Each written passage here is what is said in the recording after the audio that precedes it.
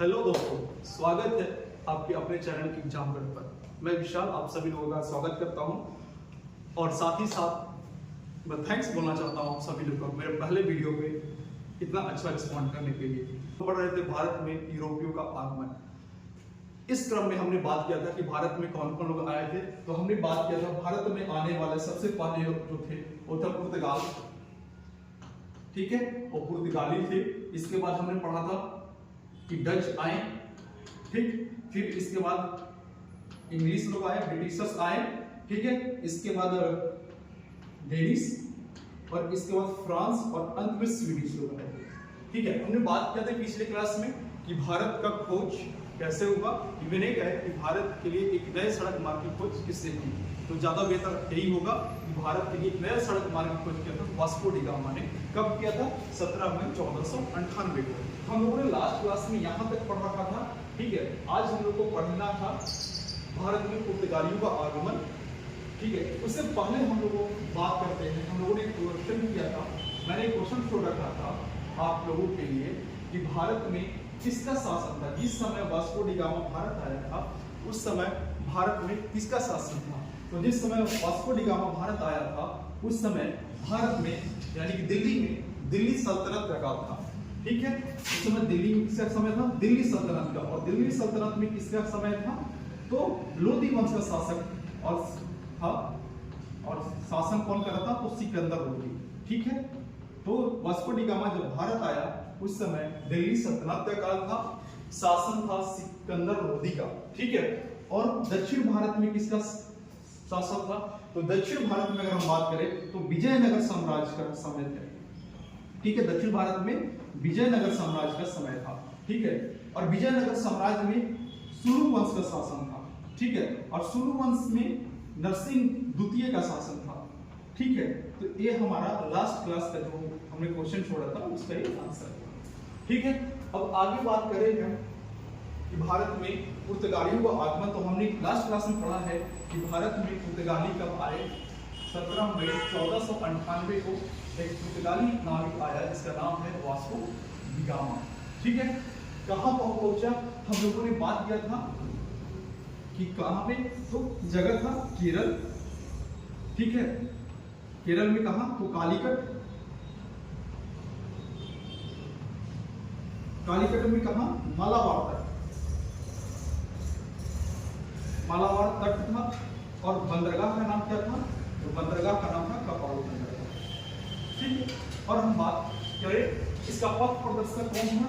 तो इसका पथ प्रदर्शक था एक गुजराती नाविक जिसका नाम था अब्दुल मजीद, ठीक है। यहां तक हम लोगों ने लास्ट क्लास में बात कर रखा था, ठीक। जब वास्को डी गामा कालीकट पहुंचता है उस समय जो कालीकट का शासक है उसका नाम है जेमुरी। कालीकट का शासक है जेमुरी, ठीक है। जब वास्को डी गामा कालीकट पहुंचता है तो यहाँ पे पहले से जो व्यापार कर रहे थे अरब सागर और थोड़ा ये वाले क्षेत्र में, कालीकट वाले क्षेत्र में, ये थे अरबी व्यापारी, इनका अधिकार था इस क्षेत्र पे, ठीक है। तो वो जेमुरी को वास्को डी गामा के अगेंस्ट में भड़काते हैं कि आप इसे व्यापार करने की इजाजत यहाँ पे मत दो, यहाँ पे रहने की इजाजत मत दो। लेकिन जेमुरी बोलता है भारत आया है, भारत में सभी लोग क्या है? अतिथि देवो भव। इसके लिए क्या बोलता है वास्को डी गामा को कि आपको जो चाहिए भारत से आप ले जा सकते हैं, ठीक है। तो वास्को डी गामा लगभग 1 साल तक भारत में रहता है और 1 साल के बाद वो यहाँ से जाता है, तमाम जड़ी बूटी और यहाँ से काली मिर्च लेकर जाता है और वापस अपने क्षेत्र में जाकर पुर्तगाल में या यूरोप में बेचता है। तो उसको यहाँ आने जाने का जो खर्च लगता है, ठीक है, वो खर्च काट के उसको 60 गुना का मुनाफा होता है। तो अगर हम कहीं बात कर रहे हैं किसी व्यापार में किसी को 60 गुना का मुनाफा हो रहा है तो डेफिनेट सा बात है कि वहां के लोग या वो लोग वापस इस क्षेत्र में व्यापार करने के लिए अति उत्साहित हो जाएंगे। इसी का परिणाम हुआ कि 1500 ईस्वी में 1498 में वास्को डी गामा भारत आया और भारत से मसाला लेके यूरोप गया, पुर्तगाल गया और वहां पे बेचा और उसको 60 गुना मुनाफा हुआ। तो 1500 ईस्वी में एक दूसरा पुर्तगाली आता है जिसका नाम है अल्वारेज कैब्रल। अल्वारेज कैब्रल, ठीक है। तो दूसरा पुर्तगाली आता है भारत में व्यापार करने के उद्देश्य से, उसका नाम है अल्वारेज कैब्रल। ये अपने साथ जहाजी बेड़ा लाता है, 2 जहाजों का बेड़ा लाता है, ठीक है। तो आप देख सकते हैं कि 1498 में 17 मई 1498 में पहला आया और ये गया और ये तुरंत वापस आ गया। मतलब 1.5 साल में ये दूसरा व्यक्ति है, पुर्तगाली है, जो भारत में व्यापार करने के लिए आया, ठीक है। इसके बाद अगर हम बात करें तो 1502 में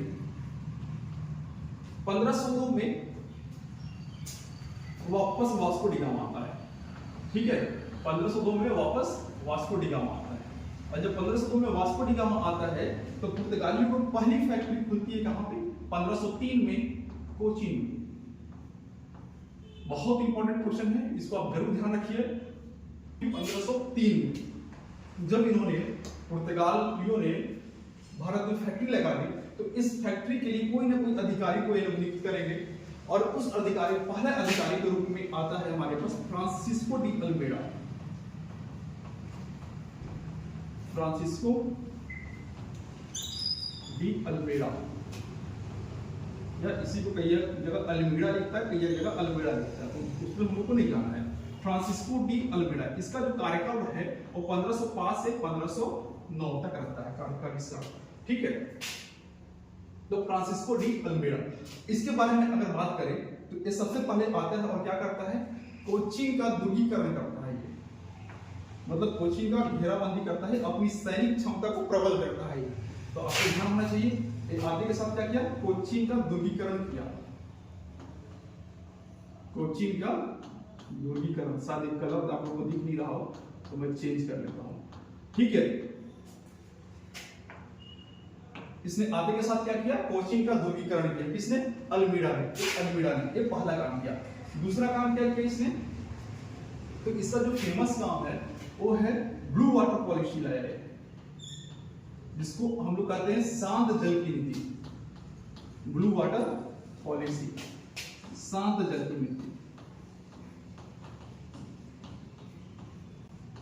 ठीक। बहुत इंपॉर्टेंट क्वेश्चन है कि शांत जल की नीति लाने वाला गवर्नर कौन था?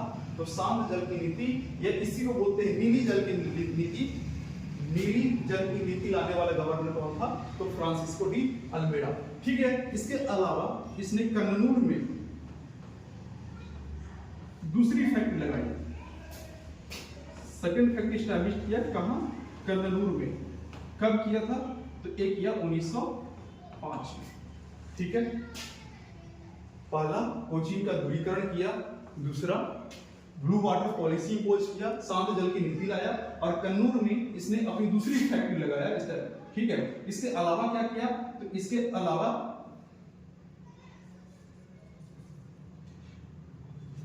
अगर हम बात करें तो एक चौल का युद्ध होता है 1508 में, चौल का युद्ध, ठीक। चौल का युद्ध होता है 1508 में। ये चौल का युद्ध किसके बीच में होता है? तो एक तरफ पुर्तगाली होते हैं और एक तरफ मुस्लिम नौबेड़ा होता है। और उसमें कौन कौन लोग होते हैं? तो गुजरात के सैनिक होते हैं, मिस्र के सैनिक होते हैं, और तुर्क के सैनिक होते हैं। तो 1508 में जो चौल का युद्ध होता है, ठीक है, चौल का जो युद्ध होता है, उस युद्ध में अल्मीड़ा हार जाता है, ठीक है। तो चौल का युद्ध 1508 में हुआ है। एक तरफ अल्मीड़ा है, या ये क्यों कहें, एक तरफ अल्मीड़ा और उसके सैनिक और पुर्तगाली है, और दूसरी तरफ संयुक्त नौसेना है। इस संयुक्त नौसेना में कौन कौन लोग हैं? तो गुजरात का है, मिस्र का है, और तुर्क का है, ठीक है। इनके बीच में वर्सेस अल्मीड़ा है, या पुर्तगाली है। इस युद्ध में कौन हार जाता है? अल्मीड़ा हार जाता है। 1508 में जो युद्ध होता है, चौल का युद्ध, उसमें अल्मीड़ा हार जाता है। अगला जो है वापस 1509 में चौल का ही युद्ध होता है, ठीक है। और इस युद्ध में कौन जीत जाता है? पुर्तगाली या अल्मीड़ा विजय होता है। अल्मीड़ा का विजय होता है, और यहाँ पे अल्मीड़ा हार जाता है। ध्यान रखिएगा, यहाँ पे अल्मीड़ा का क्या होता है? पराजय होता है, ठीक है। इतना सारा कुछ अपने को जानना है इसके बारे में, अल्मीड़ा के बारे में। एक ब्लू वाटर पॉलिसी, भयंकर इंपॉर्टेंट क्वेश्चन।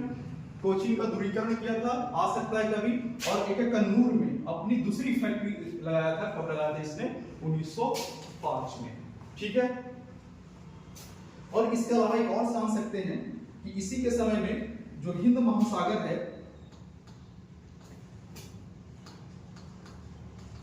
महासागर को पुर्तगाल सागर के रूप में विकसित होने लगा था। ठीक है, हिंद महासागर पुर्तगाल सागर के रूप में विकसित होने लगा था इसी टाइम। ठीक है, तो ये हमारा पहला गवर्नर है।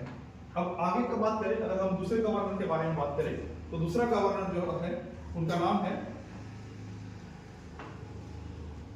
Alfonso de Albuquerque. जो दूसरे गवर्नर हैं उनका नाम है अल्फांसो दी अल्बुकर्क।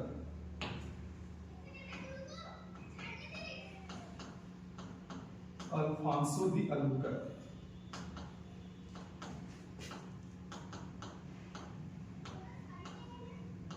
ठीक, ये दूसरे गवर्नर हैं, इनका नाम है अल्फांसो दी अल्बुकर्क। और कब से कब तक? तो 1505 से 1509 तक अल्मीड़ा है, और 1509 से 1515 तक कौन है? Alfonso de Albuquerque. क्या खास बात है इनके बारे में? तो इनके बारे में जो सबसे इंपॉर्टेंट बात है वो ये है कि इन्हें क्या कहा जाता है? तो भारत में पुर्तगाली शक्ति का वास्तविक संस्थापक कहा जाता है। ठीक है, पुर्तगालियों का वास्तविक संस्थापक इन्हें कहा जाता है। भारत में पुर्तगालियों का वास्तविक संस्थापक। ठीक है, तो अगर आपसे क्वेश्चन पूछता है कि भारत में पुर्तगाली सत्ता का वास्तविक संस्थापक किसे कहा जाता है, तो ये है अल्फांसो डी अल्बुकर्क का। और इसने क्या किया? तो 1510 में बीजापुर पर अटैक किया इसने।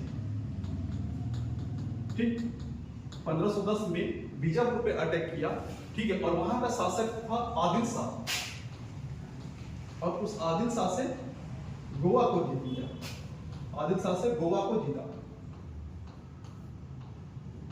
ठीक है, क्वेश्चन बहुत बार पूछा गया है कि गोवा को जीतने वाला पुर्तगाली गवर्नर कौन था? तो आपको ध्यान में रखना है कि गोवा को जीतने वाला पुर्तगाली गवर्नर का नाम अल्फांसो दी अल्बुकर्क। ठीक है, इसके अलावा इसने क्या किया?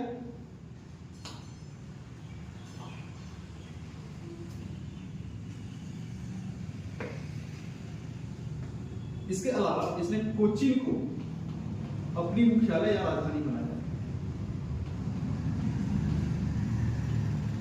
कोचीन को मुख्यालय बनाया या राजधानी बनाया। ठीक, और ये हमने कहा कि भारत में पुर्तगाली शक्ति का वास्तविक संस्थापक कहा जाता है। क्यों कहा जाता है? तो ये चाहता था कि भारत में क्या करे, स्थायी रूप से पुर्तगाली आबादी को बसाए। मतलब यहाँ पे हमको सैनिक चाहिए तो हमको पुर्तगाल से लाने की जरूरत ना पड़े, यही पे लोग क्या करें, यही के जो लोग हो वो पुर्तगाली बनते हैं। इसके लिए क्या किया इन्होंने? इसके लिए अपने सैनिकों को इसने भारतीय महिलाओं से विवाह के लिए उकसाया या प्रोत्साहित किया। सैनिकों को भारतीय महिलाओं के साथ विवाह के लिए क्या किया? प्रोत्साहित किया। ठीक है, एक क्या देखा कि जब कोई भी राजा या कोई भी सैनिक जो युद्ध में वीरगति को प्राप्त हो जा रहा था, तो जब वीरगति को प्राप्त हो जा रहा था तो उनकी जो पत्नी थी या पत्नियां थी वो क्या कर रही थी? सती हो जा रही थी। जो विधवा महिलाएं थी क्या हो रही थी? सती हो रही थी। इससे इसको काफी दिक्कत होने लगा। कारण क्या था? ये क्या चाह रहा था कि इसके सैनिक क्या करे? विवाह करे। लेकिन अगर विधवा औरतें सती हो जा रही थी तो फिर विवाह करेगा कौन इनसे? तो इसीलिए इन्होंने क्या किया? सती प्रथा पर रोक लगा दी। ठीक, हम लोग एक सती प्रथा के बारे में पढ़ेंगे तो विलियम बेंटिक के टाइम। ठीक है, ये बोल रही है। ठीक है, आपको ध्यान रखना है। अल्बुकर्क ने क्या किया था? सती प्रथा पर रोक लगा दिया था। तो ये इनका कुछ खास काम रहा। क्या क्या रहा? तो अल्फांसो दी अल्बुकर्क को क्या कहा जाता है? पुर्तगालियों का वास्तविक संस्थापक कहा जाता है। ठीक है, इसके अलावा क्या किया? कोचीन को अपनी मुख्यालय बनाया। ठीक, इसके अलावा क्या किया? तो 1510 में बीजापुर के शासक थे जिसका नाम था यूसुफ आदिल शाह, उस पर आक्रमण किया और आक्रमण करके गोवा को छीन लिया उससे। ठीक है, और क्या किया? अपनी सैनिकों को यहाँ की महिलाओं के साथ विवाह करने को कहा। ठीक है, और क्या किया? सती प्रथा पे प्रतिबंध लगाया। ठीक है, तो ये है हमारा अल्फांसो दी अल्बुकर्क की कहानी। ठीक, इसके बाद अगला जो गवर्नर आता है,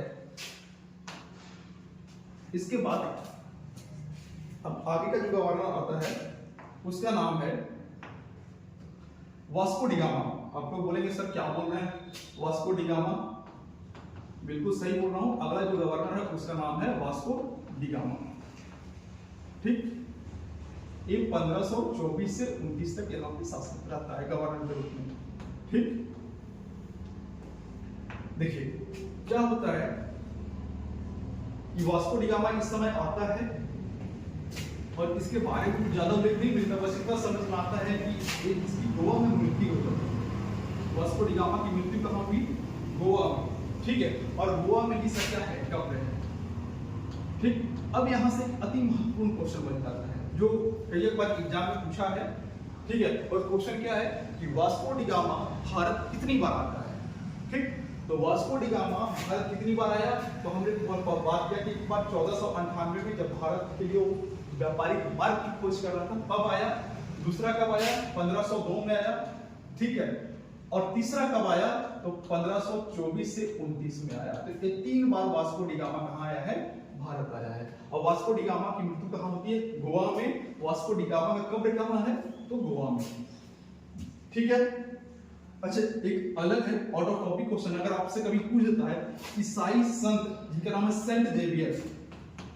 ठीक है, संत जेवियर, इनका कब्र कहाँ है, तो ध्यान रखना इनका कब्र भी कहाँ पे है, गोवा में ही है। ठीक है, तो ये हमारा वास्को डी गामा जो अगला गवर्नर था वो पूरा होता है। ठीक है, आगे अगर हम बात करें तो आगे का जो गवर्नर है उसका नाम है नूनो दा कुंटो। ठीक है, अगला जो गवर्नर है उसका नाम है नूनो दा कुंटो। ठीक, अगले गवर्नर का नाम है नूनो दा कुंटो। इनका जो टाइम पीरियड है वो 1529 से 38 तक का समय है। ठीक, 1529 से 38 तक का समय है किसका, नूनो दा कुंटो का।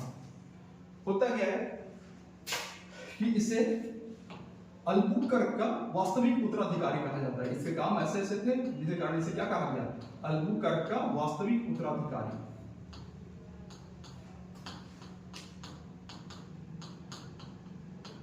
ठीक, अल्बुकर्क का वास्तविक उत्तराधिकारी। ठीक है, और क्या कि इसने, आपको ध्यान होगा कि अल्बुकर्क ने 1510 में बीजापुर के शासक से गोवा को छीन लिया था। तो इसने क्या किया कि 1530 में क्या किया, तो गोवा को अपनी राजधानी बना दिया। ठीक, तो ये ध्यान रखना आपको किसके बारे में, अल्बुकर्क के बारे में। ठीक है, तो इतना गवर्नर है, मोस्ट इंपोर्टेंट तीनों गवर्नर, चारों गवर्नर का नाम है आपको ध्यान में रखना है क्योंकि क्वेश्चन कई बार पूछा गया है। इसके बाद आगे हम लोग चले तो हमने कहा कि फ्रांसिस्को डी अल्मेडा के टाइम में हिंद महासागर पुर्तगाल सागर के रूप में डेवलप होना शुरू हो गया था।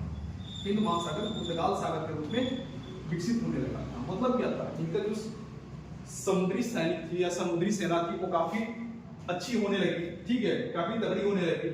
ये अल्बुकर्क के टाइम में और बना और अच्छा हुआ इनका समुद्री सीमा। ठीक है, ये इतने अच्छे हो गए कि इन्होंने अगर कोई समुद्र में व्यापार करना शुरू करता था, चाहता था कोई आदमी है, कोई बंदा है जो समुद्री मार्ग से व्यापार करे, तो इसके लिए इन्होंने एक टैक्स इम्पोज कर दिया जिसको कहा गया कार्ट्रिज और काफिला व्यवस्था।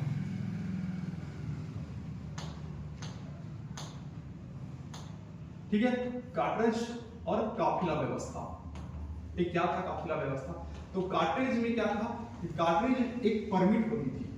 ठीक, परमिट, अगर हमें क्या करना है, व्यापार करना है, तो व्यापार करने के लिए पुर्तगालियों से एक परमिट लेनी पड़ती थी। समुद्री मार्ग से अगर व्यापार करना है तो पुर्तगालियों से क्या करते थे, एक परमिट देते थे पुर्तगाली। ठीक है, इनके परमिट के बगैर कोई हिंद महासागर में व्यापार नहीं कर सकता था।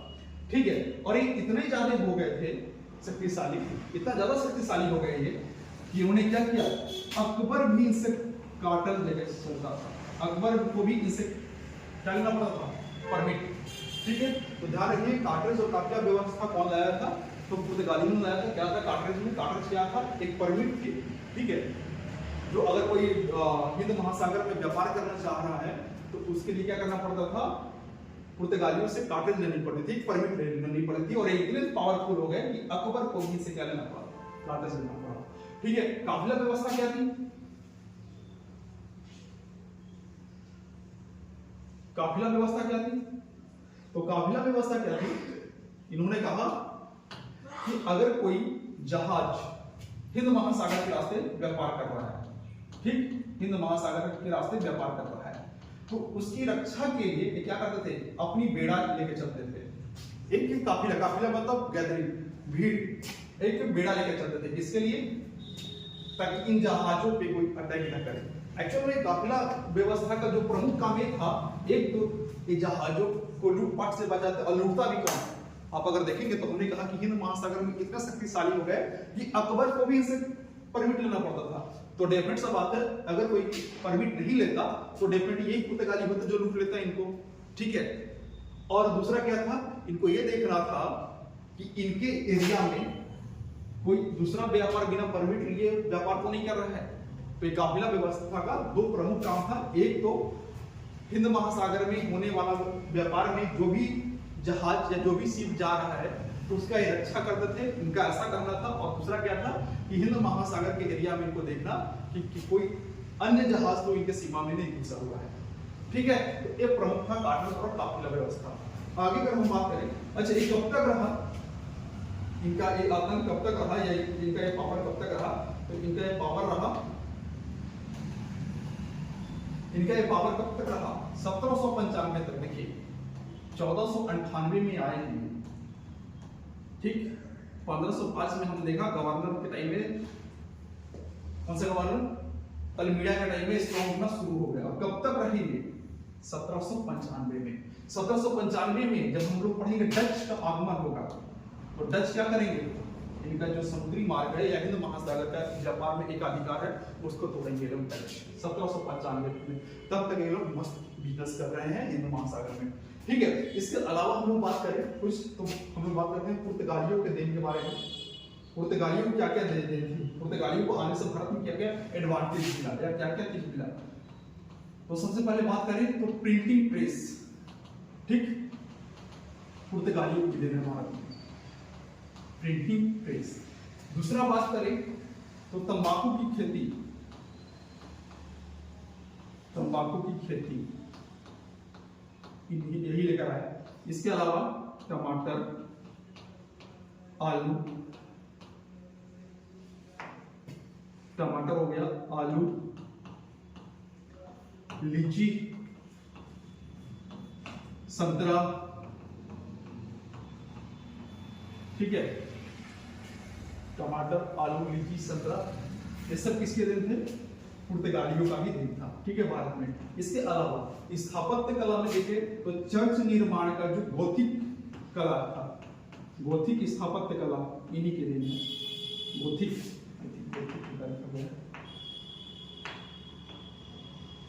स्थापत्य कला इन्हीं की देन है। ठीक, तो ये कहानी। ठीक है, भारत में पुर्तगाली क्या क्या देन है? तो प्रिंटिंग प्रेस है, तंबाकू की खेती है, टमाटर है, आलू है, लीची है, संतरा है, अनानास है। ठीक है, ये सब किसकी देन है? तो पुर्तगालियों की देन है। ठीक है, इतना सारा चीज हमको ध्यान रखना है पुर्तगालियों में क्या। ठीक है, एक क्वेश्चन को वापस छोड़ के जाता हूं, अगर आपको समझ में आ गया एक बार रिवाइज कर लेते हैं हम लोग, इसके बाद एक क्वेश्चन में डालूंगा। ठीक है, रिवीजन मोड में अगर हम लोग आए तो हम लोग क्या क्या पढ़े एक फैक्ट के तौर पे देख लेते हैं हम। ठीक है, तो फैक्ट के तौर पे देखें तो फैक्ट में हम लोग क्या क्या देखा। सबसे पहले भारत आने वाला प्रथम पुर्तगाली कौन था? तो वास्को डी गामा। कब आया? 1498 में। डेट क्या था? 17 मई। कहां पे आया? तो कालीकट। कौन सा तट था? मालाबार तट। इसका पथ प्रदर्शक कौन था? तो अब्दुल मजीद नाविक था। और कौन सा बंदरगाह पे आया? तो ये कबाड़ू नामक बंदरगाह पे। ठीक, इसके अलावा हमने क्या देखा? 1498 में आ गया, फिर 1500 में अल्वारिज कैपिटल आ गया। जिस समय वास्को डी गामा आया उस समय भारत मतलब कालीकट के शासक कौन था? तो जिमोरी था। 1500 में कौन आया? तो 1500 में आया अल्वारिज कैपिटल। ठीक, अल्वारेज कैब्रल आया 1500 में। इसके बाद वापस अगर हम 1502 की बात करें तो 1502 में फिर से वास्को डी गामा आया। ठीक, 1502 में वापस वास्को डी गामा आया। फिर 1503 में इन्होंने अपनी पहली फैक्ट्री लगाई, कहां पे? कोचीन में। ठीक, इसके बाद हम लोग बात करते हैं 1505 से 1509 में। तो 1505 से 1509 में कौन आ गया? तो अल्मीड़ा आया। ठीक, और अल्मीड़ा ने क्या किया? तो अल्मीड़ा का जो काम था क्या था भाई? तो पहला तो एक कन्नूर को 1505 में दूसरी फैक्ट्री लगाई, कहां पे? कन्नूर में। और क्या किया? तो एक कोचीन का ध्रुवीकरण करवाया। ठीक, कोचीन का क्या करवाया इसने? ध्रुवीकरण करवाया। और क्या किया इसने? 1509 में जो युद्ध हुआ, चौल का युद्ध में विजय पाया। चौल का युद्ध को क्या किया? जीत लिया। इसके अलावा ब्लू वाटर पॉलिसी, शांत जल की नीति लाया गया। ठीक है, ये हो गया। इसके बाद अगर हम बात करें अल्मीड़ा के बाद जो 1509 से 14 में तक कौन रहा? तो अल्बुकर्क रहा दूसरा गवर्नर। अल्बुकर्क, ठीक है, दूसरा गवर्नर कौन है? अल्बुकर्क। अल्बुकर्क ने क्या किया? तो अल्बुकर्क के बारे में बात करें तो इसे क्या कहा जाता है? भारत में पुर्तगाली शक्ति का वास्तविक संस्थापक कहा जाता है। ठीक, इसके अलावा 1510 में गोवा को जीता। ठीक, इसके अलावा क्या हुआ? तो अपने सैनिकों को भारतीय महिलाओं से विवाह करने को बोला। ठीक है, और क्या किया? सती प्रथा पे रोक लगा दिया। ठीक, सती प्रथा पे रोक लगा दिया। ठीक, अगले बार में हम देखते हैं तो कौन आया? Vasco D gamma.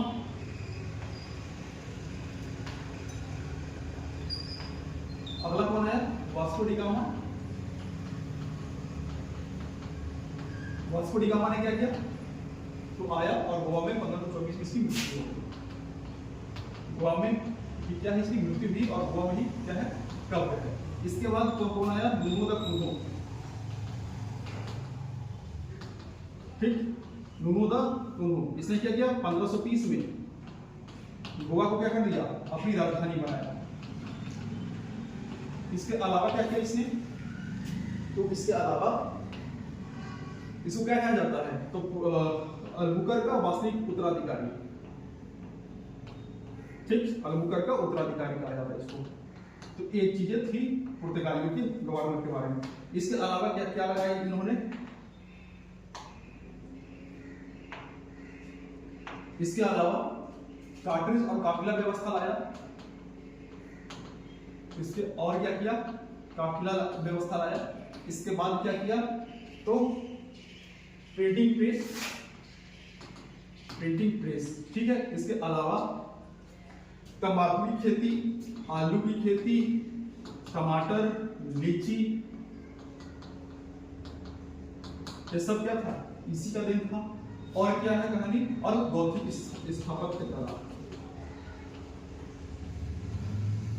ठीक, एक क्वेश्चन अब हम बोले थे कि क्वेश्चन रहेगा, अगर आपको इतना समझ में आ गया हो तो आप जरूर। हमारा जो क्वेश्चन है वो ये है, आपके लिए क्वेश्चन मैं छोड़े जा रहा हूं, और हमारा जो क्वेश्चन है वो ये है कि भारत में आने वाला प्रथम यूरोपीय कौन था? ये तो हम लोग पढ़ चुके कि कौन था आने वाला प्रथम यूरोपीय कौन था। और दूसरा है कि भारत से जाने वाला अंतिम यूरोपीय शक्ति कौन था? भारत से जाने वाला अंतिम यूरोपीय शक्ति कौन था?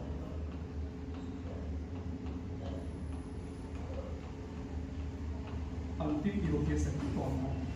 ये दो क्वेश्चन के साथ आज की क्लास को मैं ओवर करता हूं। Thank you.